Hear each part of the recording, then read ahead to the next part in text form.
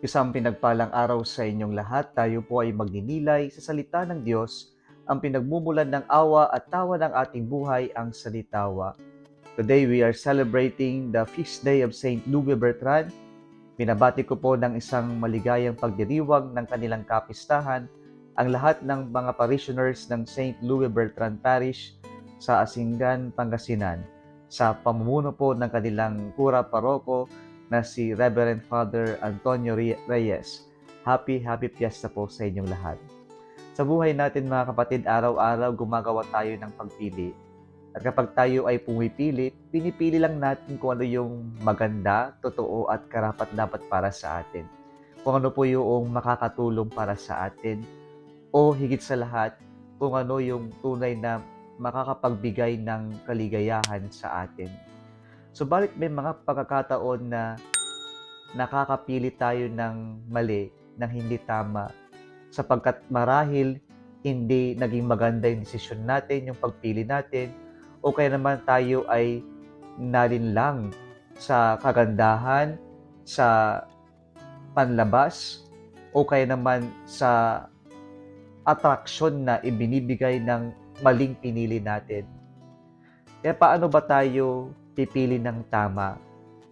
Sa ating unang pagbasa ngayon, narinig po natin na si Jonah ay inutusan, binigyan ng misyon ng Panginoon na ipahayag ang kanyang mensahe sa bayan ng Nineveh.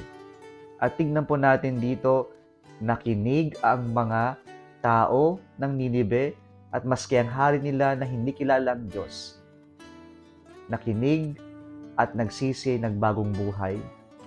Napakahalaga po ng ipinapakita sa atin na ang mga taga-Nineveh pinili ang tama, pinili ang Diyos sapagkat sila ay nakinig. Mga kapatid, tayo rin po ay makakapili ng tama, ng maganda at totoo sa ating buhay kung marunong tayong makinig sa Diyos. Nakikinig sa Diyos na siyang gagabay sa atin sa kung ano nga ba yung para sa atin, yung nararapat para sa atin.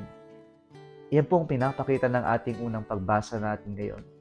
Sa ating ebanghelyo ngayon, narinig po natin na si Marta ay balisang-balisa sa paghahanda na bumisita ang kanilang matalik na kaibigan na ating Panginoong Jesucristo.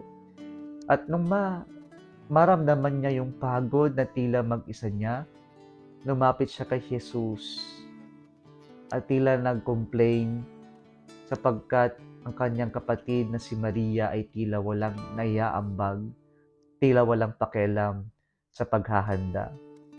Ngunit ano po ang sinagot ng ating Panginoong Jesucristo? Martha, Martha, you worry and are troubled about many things, whereas only one thing is needed. Mary has chosen the better part, and it will not be taken away from her.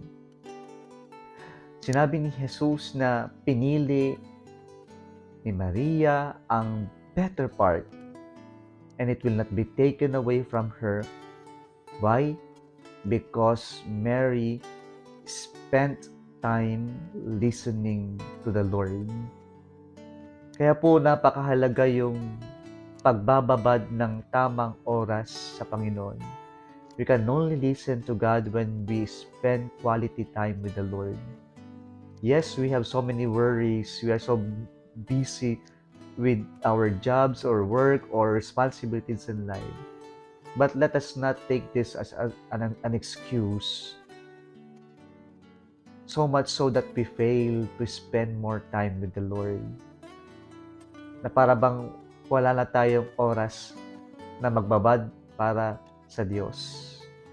Sana po mga kapatid, sa buhay natin, sa kabila ng napakarami nating ginagawa o alalahanin sa buhay, wag po nating kakalimutan magbabad ng oras sa Diyos.